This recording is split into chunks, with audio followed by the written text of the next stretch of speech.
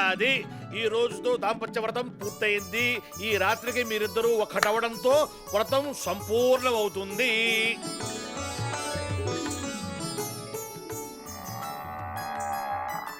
నాయుడు అయ్యా ఆ గేదట్ట అరుస్తుంటే వినపడతలేదంటరా, దాన్ని తీసుకెళ్ళి దున్నపోతు పక్కన కట్టే. గురువు గారు గేదరిస్తే గెడ్డయ్యాలి గాని ఇలా దున్నపోతు తీసుకెళ్ళడం ఎందుకు? యక్ష ప్రశ్న. గేదె గడ్డి కావాలని కాదురా, మగతోడు కోసం అరుస్తున్నది. ఆహా, గేదె అరుపు విని దాని ఆకలేంటో చెప్పేశారు. మీరు చాలా గొప్పవాళ్ళు గురుగారు. ఎందులో ఇటువంటి దొంగ వ్రతాలు చేయించడంలోనా? శాస్త్రి అయినా జంతువులకు వ్రతాలతో పని లేదురా. గేదెను దున్నపోతు దగ్గరికి తీసుకెళ్తే చాలు, ఆవును ఆంపోతు దగ్గరికి తీసుకెళ్తే చాలు, పని జరిగిపోతుంది. మనుషులకే వ్రతాలు వంకాయలు.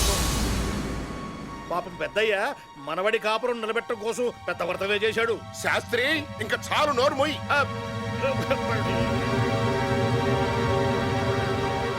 బామ్మా, ఇదంతా అబద్ధమా? అమ్మా అది చెప్పు బామ్మా, అబద్ధమే కదూ?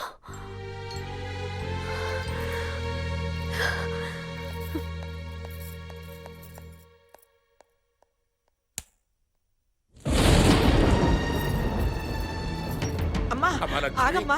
ఆగమ్మా, మేము ఎన్ని అబద్ధాలు ఆడినా ఏం చేసినా మీరిద్దరూ కలిసి ఉండాలనే కదమ్మా. Stop it. ఇక ఆపండి. వయసులో పెద్దవాళ్ళు మీకు ఇలా చేయడానికి సిగ్గుగా లేదు? మీ మనవడి చేత కాపురం చేయించడానికి ఒక గేదెలాగా నన్ను ఇక్కడికి తీసుకొచ్చారు. వయసులో ఉన్నారు కాబట్టి ఇద్దరి మధ్య సెక్స్ జరిగితే చచ్చినట్టు కలిసి ఉంటారనే కదా మీరింత నీచానికి దిగజారారు. అది కాదు లక్ష్మి. వద్దు, నన్ను ముట్టుకోవద్దు. నిన్నెంతగా అభిమానించానో నీకు కూడా తెలీదు. నువ్వు నన్ను మోసం చేసావు. చూసి దీని బదులు మీరిద్దరూ బ్రోకర్ పనిచేయడం బెటర్. ఏంట్రా నామి చేసుకుంటావు? పెళ్ళైన రోజు నుంచి నన్ను డామినేట్ చేయాలని చూస్తున్నావు. నేను లొంగకపోయేసరికి ఇలా అడ్డదారులు లొంగ తీసుకోవాలని ఈ ముసలి కోతులతో కలిసి ప్లాన్ చేశావు.